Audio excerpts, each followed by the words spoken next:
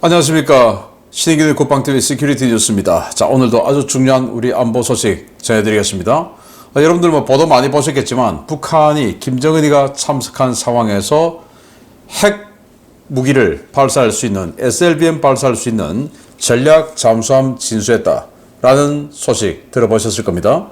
제가 이 잠수함의 사진이 지금 여러 장 공개되기 때문에 이 사진을 보면서 이게 어떤 잠수함인지 분석을 좀 해드리도록 하겠습니다. 아주 자세하게 분석해드리겠고, 정말 이따위 잠수함이 있냐라고 생각될 정도로 정말 허접함의 극단을 달리는 그런 허접한 잠수함으로 저는 판단을 했는데, 그럼에도 불구하고 핵무기를 쓸 수 있다라는 치명적인 그런 점이 있죠. 그래서 그런 여러 가지 상황 같이 분석해 보도록 하겠고요. 지금 폴란드에 MSPO 큰 방산 전시회 하고 있는데, 여기에서 또 우리 한국이 거의 15조 원에서 20조 원 이상의 잭팟을 터뜨릴 수 있는 그런 분석이 보도가 나왔습니다. 어떤 내용인지 같이 보도록 하겠습니다. 자, 들어갑니다.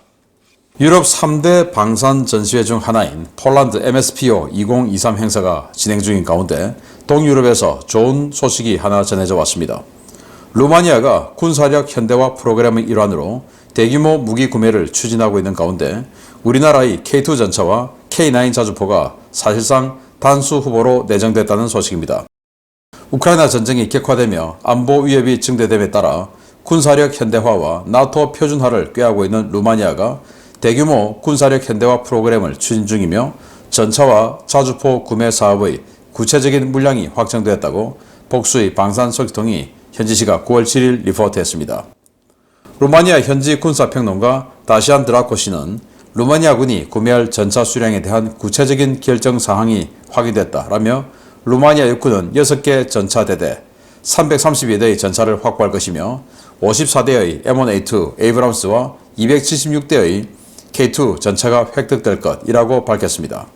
드라코 씨에게 해당 정보를 제공한 군 관계자는 군비 총국장인 테오도르 인시카키 중장인데요. 드라코 씨는 루마니아군이 신형 전차 도입 사업과 별개로 기존의 TR-85M1 전차의 나토 표준화 성능 개량 사업도 병행될 것이라고 전했습니다. 네덜란드 워싱턴 소식통인 오릭스 역시 루마니아군의 현대화 사업 자료를 공유하며 한국산 K2 전차 도입과 K9 자주포 도입 가능성이 매우 높다고 단언했습니다. 오릭스는 현재 루마니아군이 신형 전차, 보병 전투장갑차, 자주포 도입 사업을 추진 중이며 보병 전투장갑차의 경우 1차분 298대에서 레드백과 링스, 아스코드가 경합 중이고 자주포는 한국 K9 자주포 90문, 경쟁 입찰로 선정할 신형 차륜형 자주포 110문이 도입될 것이라고 전했습니다. 오릭스는 루마니아가 K2 전차와 K9 자주포 외에도 최근 프랑스와 협상이 결렬된 차세대 초기함 사업에서도 한국 측과 협상을 진행하고 있다고 전했는데요. 소식통들의 전언이 사실이라면 지난해 폴란드 잭팟에 이어 올해는 루마니아 잭팟이 터질 것으로 기대됩니다. 네, 이건 지금 현대로템이 현지에서 K2 전차의 개량형이다 라고 선전하고 있는 전차의 CG입니다. 조금 뭔가 여기가 좀 가다듬어진 그런 상황이죠. K2 PL은 아닙니다. 이것도 역시 보기륜이 6개로 보입니다. 자, 이런 상황에서 이제 루마니아가 폴란드 다음의 대형 고객이 될 것이다 라고 제가 군사TV의 디펜스 브리핑이나 등등 여러 곳에서 말씀을 드렸는데, 이게 지금 사실로 구현되고 있는 것 같습니다. 그래서 이 현지에 굉장히 유명한 군사평론가가 있는데, 이 라이브 방송도 하고 하는 사람인데, 마치 이제 저처럼 이렇게 유튜브 방송도 하고 하는 그런 사람이에요. 또 군과 상당한 네트워크를 가지고, 그 사람이 내가 들었어. 인시카키 중장에게 들었어. 인시카키 중장은 군비 총국장이에요. 우리 한국으로 치면 전력자원실장 이런 사람이 되겠죠. 그 사람에게 들었는데, 전차, 신형 전차 330대 하는데, 그 중에 M1 전차 지금 54대 도입했으니까 그거 빼고 나머지 276대를 K2로 할 거야 라고 정해놨다라는 겁니다. 근데 여기에 그 정점적으로 보는 게 국산화다. 그러니까 기술 이전, 현지 생산 이런 걸 본다라는 거죠. 그거 해줄 신형 전차는 K2밖에 없죠. M1 전차 그거 잘 안 해주니까. 그래서 K2 딱 정해놨다. 그리고 K9 자주포 정해놨다라는 거예요. 왜? K9 자주포는 그냥 상대가 없는 독주 상태니까. 자, 그러면서 오릭스라고 지금 뭐 우크라이나 전황 제가 계속 알려드리는데 그 우크라이나 전황을 알려드리는데 굉장히 정확하게 평가하는 그 군사 전문 가가 있어요. 여기 또 조직인데 이 오릭스가 자기네들이 쭉 이렇게 루마니아가 구매할 리스트를 업데이트를 해 놓았습니다.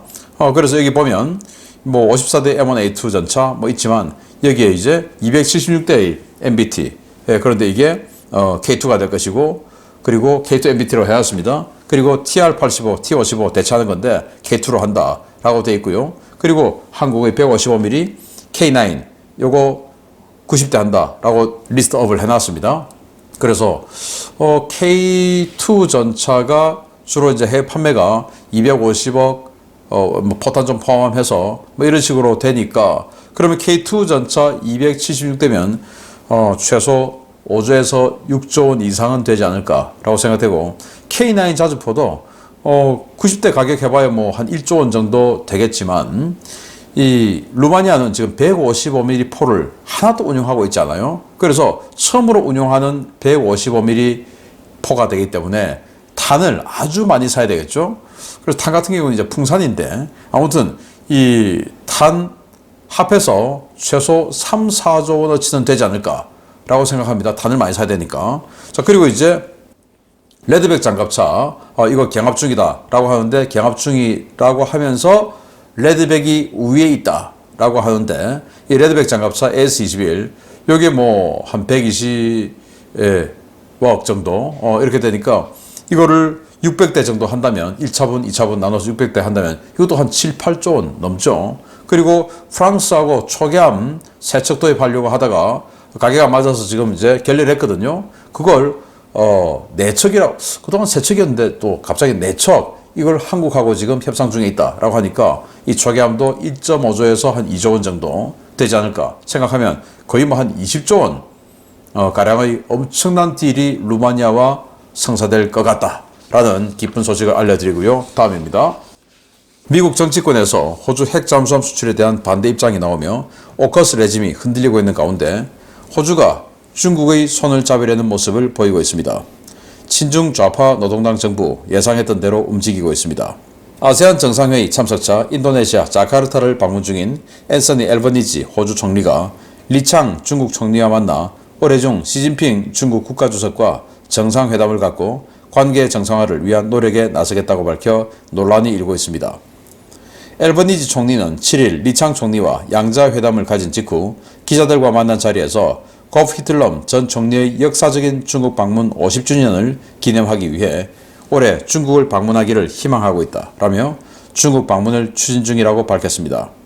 앨버니지 총리는 오늘 솔직하고 건설적인 토론이 있었다라며 인권 문제와 경제, 무역과 관련된 몇 가지 문제를 논의했다라고 밝혔습니다. 앨버니지 총리는 올해 말 중국과 일정을 협의해 방중하고 시진핑 국가주석과 정상회담을 가질 예정인데요. 호주에서는 이번 회담 소식이 전해지자 앨버니지에 대한 비난 여론이 쇄도하기 시작했습니다.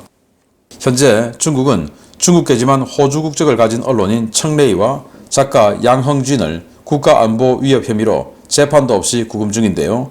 청레이는 3년, 양헝쥔은 4년째 불법 구금 중이지만 앨버니지 총리는 이에 대한 항의 없이 청레이가 아이들과 재회하는 것을 국민들이 보고 싶어한다 라는 입장만 리창 총리에게 전했다고 밝혀 호주인들의 분노를 사고 있습니다. 호주 노동당 정부의 중국에 대한 화해 제스처는 중국과의 디커플링과 디리스킹에 집중하고 있는 미국의 정책 변화로 이어질 가능성이 높습니다. 실제로 지난 9월 6일 호주에 대한 핵 잠수함 수출 승인권을 쥐고 있는 미국 상원에서는 호주에 핵 잠수함을 팔아서는 안 된다는 성토가 줄을 이었습니다. 피트 리케츠 상원 의원은 호주인들이 미국 잠수함을 사는데 30억 달러를 투자하겠다는 것은 고마운 일이지만 호주에 잠수함을 판매하는 것은 미 해군의 잠수함 소유량을 달성하는 것을 불가능하게 한다라고 성토했습니다. 빌 해거티 상원 의원 역시 호주에 잠수함을 판매하겠다는 약속은 최소 66척의 공격 원잠이 필요하다는 해군의 요구를 실현 불가능하게 만들 것이라며 현재 해군 공격 원잠은 고작 49척에 불과하다라고 지적했습니다. 해거티 의원은 현재 상황에서도 해군은 소요량 대비 25% 부족한 49척의 잠수함만 보유하고 있고 느린 건조 속도와 호주 판매 제한 때문에 2049년까지 잠수함 부족에 시달릴 것이라고 성토했는데요. 호주의 배신과 미국의 정책 변화 가능성 상황을 잘 살펴 한국형 핵잠수함 사업의 불씨를 되살리는 방안을 찾아야 하겠습니다. 네, 호주 총리와 중국 리창 총리가 아주 기분 좋은 모습으로 악수를 하고 있습니다. 호주 총리는 미국 대통령과 악수할 때는 아주 불쾌한 그런 표정으로 악수를 하는 등 이 미국과 호주를 대하는 자세가 정말 달라요. 자, 그러면서 리창에게 그랬다는 거예요. 우리 청내이가 아이들과 만나는 모습을 우리 호주 국민들이 좀 보고 싶어 하는데 어떻게 좀 안 될까요? 이 정도로 이야기했답니다. 그걸 이제 리창 총리가 진지하게 들어줬다 라고 이야기를 하니까 호주 국민들이 완전히 열받았어요. 아니 뭐한 짓이냐? 왜 굽신거리냐? 라는 거죠. 청래이가 이 사람인데 그냥 방송인이에요. 근데 이제 평소에 좀 반중 스타일의 발언을 많이 했던 방송인인데 중국 갔다가 입국 절차에서 그냥 잡혀버렸답니다. 그래서 청래이 이런 사람 보고 야, 저는 뭐 절대 중국 가면 안 되겠구나. 저도 그냥 바로 그냥 밑도 끝도 없이 공항에서 잡혀가지고 이 청래이처럼 구금될 가능성이 있지 않을까라는 생각이 드네요. 그렇지 않습니까? 저는 그래서 중국 가는 걸 포기해야겠다라고 생각을 했는데 이 청래이는 가끔 이제 편지나 이런 게 공개가 되는데 자기가 왜 잡혔는지 모르겠다라고 하는 거예요. 그러면서 1년에 햇빛을 열흘 정도만 본답니다. 와, 정말 기가 차는데요. 자, 이래서 이런 사람을 석방시키는 걸 지난 이 호주 자유당 정부는 굉장히 노력을 했었어요. 그런데 이 진보당 정권은 그냥 굽신거린다는 거죠. 여기에 호주 국민들이 극노했다. 그리고 이제 제가요 또 이번 연말쯤에 시주석님 뵈러 한번 갈게요 라고 또 아주 굽신거리듯이 방중을 희망했다 라는 거예요. 그래서 호주 국민들이 굉장히 열받고 있다라고 하는데, 자, 이제 미국에서 아니 호주에 이 핵잠수함 3척 버지니아급을 왜 파냐? 안 돼 하고 상원에서 지금 공식적으로 나섰다는 겁니다. 그래서 상원에서 하는 말은 해군이 소요량이 지금 중국이 급상승하니까 66척, 66척을 원하는데 우리 지금 능력이 안 되어서 지금 49척밖에 없잖아. 뭐 1년에 2척 생산할 수 있다 라고 하는 생산 능력을 이야기하는데 그것도 실제로 들여다보면 거짓말이고 1.2척밖에 안 되잖아 라고 상원 의원들이 막 성토를 하는 겁니다. 그러면서 호주에 주는 건 안 된다 라고 하는 상황에서 북한이 핵잠수함 만들어버렸죠. 핵무기 사용 잠수함이죠, 정확하게는. 그러면 그 핵무기 사용 잠수함이 3,000km를 날리는 SLBM을 탑재한다고 하는데 그러면 괌 아닙니까? 자, 이제 미국은 발등에 불이 떨어졌어요. 호주는 믿을 수 없고 호주의 잠수함 팔 수 없고, 근데 북한은 미국 공격하겠다고, 한국 공격하겠다고 핵무기 사용하는 잠수함 오늘 보여줬습니다. 그럼 미국 어떻게 됩니까? 우리 한국에게 핵잠수함 가질 수 있는 그런 능력, 기술 이전 해줘야 되겠죠? 왜? 우리는 호주와 달리 언제라도 핵잠수함을 만들 수 있는 능력, 그리고 핵 무기 관련한 어떤 그런 여러 가지 시설, 기술 다 있으니까, 핵 관련, 원자력 관련한 다 있으니까 우리는 그냥 오케이 합시다. 그리고 일부 기술 딱 전해주면 우리는 막 바로 그냥 찍어버리는 거 아니겠습니까? 그래서 미국이 그런 결단 좀 내려야 된다라는 생각이 오늘 이 호주 보면서 드는데, 자, 이런 상황에서 오늘 여러분들 기다리시던 북한 잠수함, 이 진실은 또 뭐냐? 실체는 또 뭐냐? 제가 봤을 때 이런 허접 쓰레기 같은 잠수함이 있냐? 라고 생각이 되는데 보겠습니다. 북한은 이른바 북한판 반접근 지역 거부 A2AD를 완성할 최종 병기 전술핵 공격 잠수함을 진수시켰습니다. 기존의 고래급 잠수함도 문제였는데 우리 정부 이제 결단해야 할 시간이 온 것 같습니다. 북한이 지난 9월 6일 함경남도 심포조선소에서 신형 잠수함 한 척을 진수시켰으며 이 잠수함 진수식에 김정은을 비롯한 군 지도부가 참석했다고 조선중앙통신이 9월 8일 보도했습니다. 통신은 당의 혁명 위협에 무한히 충직한 영웅적인 군수 노동계급과 과학자, 기술자들은 우리식의 전술핵 공격 잠수함을 건조하여 창건 75도를 맞는 어머니 조국에 선물로 드렸다라며 북한의 신형 잠수함이 김군옥 영웅함으로 명명됐다고 밝혔습니다. 김군옥은 6.25 전쟁 당시인 1950년 7월 2일 주무진 아파트에서 미국과 영국 해군이 북한 의례정대와 교전한 사건 당사자입니다. 당시 의례정대 대장이었던 김군옥은 유엔군 순양함대를 향해 돌진해 의뢰 공격을 시도했지만 괴멸에 가까운 피해를 입고 도주했고 상부의 미 해군 중순양함 발티모어르 즉 볼티모어함을 격침했다고 보고해 영웅 칭호를 받고 소장까지 진급했습니다. 새로 등장한 김군옥 영웅함은 지난 2019년 건조가 식별된 로미오급 개조 잠수함을 더욱더 개조한 것으로 보이는데요. 선형과 길이, 세일 형태가 바뀌었지만 자왕타와 추진부는 거의 같은 모습을 하고 있습니다. 이는 이 잠수함이 지난 2020년 대북 소식통들을 통해 그 존재가 확인된 신형 3,000톤급 잠수함이라는 것을 의미하는데요. 대북 소식통들은 이 잠수함에 북극성 4형이 탑재되며 해당 미사일의 사거리는 3,000km급, 탄두는 다탄두를 탑재하고 있다고 전한 바 있습니다. 실제로 이번에 공개된 김군옥 영웅함에서는 두 종류의 SLBM 발사관이 식별되는데요. 작은 발사관 6개, 큰 발사관 4개는 각각 KN-23 파상형 단거리 SLBM과 북극성 4형이 탑재될 것으로 추정됩니다. 이와 별개로 이 잠수함은 헤일2 장거리 핵 의뢰도 탑재할 수 있는데요. 이는 이 잠수함 하나로도 남한 전역과 일본, 괌 인근까지 핵 공격이 가능하다는 것을 의미합니다. 이는 북한판 A2AD 능력과 제한적 세컨드 스트라이크 능력이 비약적으로 향상됐다는 것을 의미하는 것인데요. 우리 정부 이제 결단이 필요한 시기가 온 것 같습니다. 네, 진수식 하고 있습니다. 자, 뒤에 잠수함 보이는데 딱 이 잠수함을 보는 순간 이 지름에 비해서 동체 지름에 비해서 길이가 너무 길다라는 생각이 저는 딱 들었습니다. 저는 뭐 214급 잠수함, 뭐 3,000톤 잠수함 실제로 많이 봤고 진수식에도 많이 가봤으니까 저는 잠수함의 어떤 그 밸런스, 비율 밸런스에 대해서 좀 시각적인 학습이 돼 있었어요. 근데 제가 딱 보는 순간 이거 너무 길다. 그런데 너무 가늘다. 라는 생각이 들었어요. 그러면서 이제 사진이 점차 공개되기 시작합니다. 그래서 자, 이 함수 사진을 보면 로미오급 잠수함은 마치 수상함처럼 함의 위가 더 길고 밑이 내려가는 이런 수상함 같은 스타일인데 이건 물방울처럼 동그란 형상이다. 그러면 기존에 북한에 있던 그런 잠수함이 아니고 새로운 새로운 선형의 신형 잠수함인데 그러나 너무 길다. 라는 생각을 했었어요. 자, 보시다시피 김정은이가 여기 있고 김정은이가 뭐 이 앞에서 지금 보고 있는 거 아니겠습니까? 그런데 이 잠수함의 지름이 김정은 키보다 뭐 대단히 뭐 크다라는 생각이 안 들어요. 마치 우리 214급 잠수함보다 오히려 더 작아 보이는 느낌? 이런 게 듭니다. 자, 그러면 뭐야? 이 뒤는 중국의 진급 잠수함처럼 SLBM을 발사하기 위해서 불룩하게 거북이 등짝처럼 이렇게 만들어 놨는데 분명히 SLBM 탑재 공간인데 잠수함이 너무 가늘다. 그 새로운 이 모습은 로미오급이 아닌데 굵기는 너무 가늘다. 뭐지? 자, 여기서 비밀이 나왔습니다. 여기 이제 SLBM 발사하는 그 발사관 있는 곳이죠. 그런데 이 뒷모습 한번 보십시오.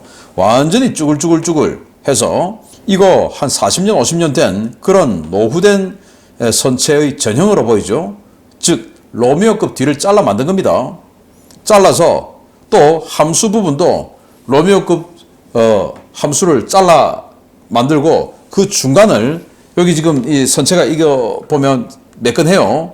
저는 이게 더 문제라고 보는데 매끈해요. 그래서 중간에 새로운 선체를 하나 집어넣은 겁니다. 거의 뭐 한 20m, 15에서 20m 정도 되는 이 길이로 새로운 선체를 집어넣고 후방 동력계통 들어가는 이 부분은 그냥 로미오급 그대로 쓰고 함수 부분도 일부는 로미오급 쓰고 그 로미오급의 함수를 잘라서 둥그렇게 만든 이런 잠수함이다라고 저는 확신합니다. 자, 여기에서 문제가 뭐냐?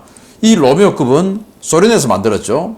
그런데 북한은 고장력 강판을 만들 수 있는 능력이 없어요. 고장력 강판, 뭐 HI-80, HI-100, HI-120 이런 것들은 전 세계에서 몇 나라 못 만들어요. 또 이런 지름의 고장력 강판을 중국이 통으로 만들어서 북한에 제공한다? 덩치가 너무 크죠. 환적하기에는. 자, 그래서 이런 것들을 만약에 북한이 만들었다면 이게 제대로 버틸 수 있겠습니까? 그리고 이런 잠수함을 지금 후방 또 여기 VLS 미사일 공간 그리고 세일, 그리고 함수 부분, 그리고 함수 새로 만든 이 둥그런 물방울형 주둥이 부분, 즉 한 4구역으로 지금 잘라서 붙여서 만든 건데, 그리고 각기 다른 재질이 들어가는데 이게 지금 제대로 자망이나 할까? 로미오급의 재원상의 자망은 250m예요. 제가 봤을 때 이거는 150m도 못 들어갈 것 같다. 또 북한 입장에서 뭐 150m 이상 들어갈 필요도 없는 게, 여기에 들어가는 탄도미사일이 무수단 미사일 R-27, 그걸 바탕으로 만들었기 때문에 그 R-27 발사기 자체가 50m 정도 수심 위에서 쏴야 돼요. 우리 한국은 수백 미터에서 쏘는 걸 지금 개발하고 있지만, 그래서 뭐 깊이 안 들어가도 된다라는 그런 생각을 했나 모르겠는데, 아무튼 이 뒷부분 형상을 보면서 로미오급 잘라 붙인 게 확실하다라고 생각을 했고, 자, 이걸 다시 로미오급과 비교 분석을 해보면 이 세일 부분을 바꿨습니다. 이런 식으로 바꿨죠. 그리고 이렇게 뒤에 거북이 등짝처럼 굵게 만들어서 여기다가 미사일 쏘는 공간을 집어넣었어요. 자, 이 한미 부분 똑같지 않습니까? 뒤로 조금 가늘어지면서 여기 이제 일자형 자망타가 들어가 있고, 그래서 그럼 결국 동력 계통은 그대로다라는 말이 되겠죠. 그리고 이 함수 부분에 이 아일랜드 세일 부분에 여기 수평타가 있어요. 이건 뭐냐? 이제 덩치를 워낙 크게 만들었기 때문에 밸런스가 흐트러지니까 로미오급이 없던 수평타를 또 집어넣었어요. 자, 그러면서 로미오급은 함수가 이렇게 그냥 수상함처럼 생겼는데 여기는 둥그렇게 만들었습니다. 물방울 스타일로. 그래서 이 부분을 잘라서 이렇게 둥그렇게 만들어서 이어붙이지 않는가, 의뢰를 잘 쏘고 뭐 소나 붙이고 뭐 이런 스타일로 만들었다라고 생각하고, 자, 그럼 여기에 일단 배터리 새로 교체를 했겠죠. 배터리 고급 기술입니다. 그런데 북한에 고급 기술의 배터리 기술이 있냐? 없겠죠. 그럼 배터리 누군가가 줬을 거고, 그리고 이 함수에 소나를 신형으로 집어넣었겠죠. 이 소나 누군가 줬을 거다. 그래서 제일 먼저 떠오르는 데가 중국이 줬을 거다. 두 번째는 배터리는 몰라도 소나 같은 경우는 뭐 작으니까 이건 그러지 않았으면 하는 누군가가 USB 이후에 줬을 가능성도 있지 않을까라는 생각이 드는데, 정말 그랬다면 큰일 나는 거죠. 자, 그래서 정리를 하자면 이 잠수함은 우리가 생각하는 SLBM 발사는 정말 최신형 잠수함 아니다. 그냥 로미오급 잠수함 몇 척을 이어 붙여서 만든 프랑켄슈타인 잠수함인데, 그럼에도 불구하고 핵미사일을 쏠 수 있기 때문에 이 미사일의 사거리가 3,000km까지 날아가니까 미국 괌을 때릴 수 있고, 일본 오키나와 또 일본 본토, 우리 한국 다 때릴 수 있죠.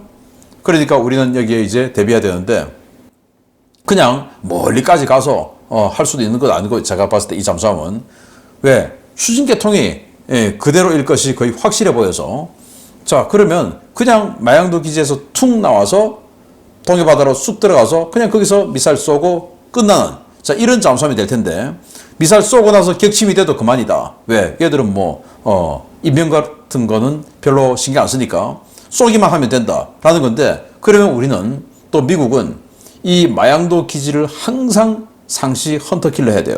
매복을 하고 있다가 얘가 나오면 바로 그냥 뭔가 소리가 들리죠. 소나에 미사일을 발사하려는 소리가 들리죠. 그럼 격침시켜버려야 됩니다. 그걸 이제 헌터킬러 작전을 365일 이제 마양도 기지 앞에서 해야 되는데, 그거 지금 아까 앞에 말씀드렸지만 미 상원에서 우리 잠수함 부족해 라고 아우성을 치는 마당에 여기 또 추가로 헌터킬러 할 능력이 되겠습니까? 남중국해 하이난다오 그 사냐 핵잠수함 기지를 헌터킬러 하는 능력이 부족해서 호주를 끌어들여서 오커스 레진 만들었는데 호주가 지금 어깃장을 놓고 있는 상황이니까 거기다 추가로 또 이것까지 생겼죠. 그러면 미국의 핵잠수함 능력 헌터킬러, 러시아 무르만스크 해야 되죠. 중국 여기저기 해야 되죠. 그런데다가 여기까지 생겼으면 안 그래도 부족한데 되겠냐는 거죠. 그럼 어떻게 해야 되냐? 한국이 맡아야 된다. 그래서 우리 한국 정부가 지난 정부도 못 해냈죠. 왜? 한미관계가 안 좋았으니까. 지금 한미관계가 어느 때보다 좋으니까 우리가 핵잠수함 해서 얘들은 확실하게 맡을게. 그리고 추가로 러시아가 벨고로드 포세이돈 핵의뢰 장착한 벨고로드를 여기로 지금 내년부터 배치를 하지 않느냐, 블라디보스토크에. 그까지 같이 우리가 헌터킬러 할게. 그 대신 우리 핵잠수함 할 수 있게끔 제도적 그리고 기술적 지원 해라. 우리가 할게 라는 이런 교섭을 하는 것이 어떨까라고 생각이 됩니다. 마치겠습니다. 감사합니다.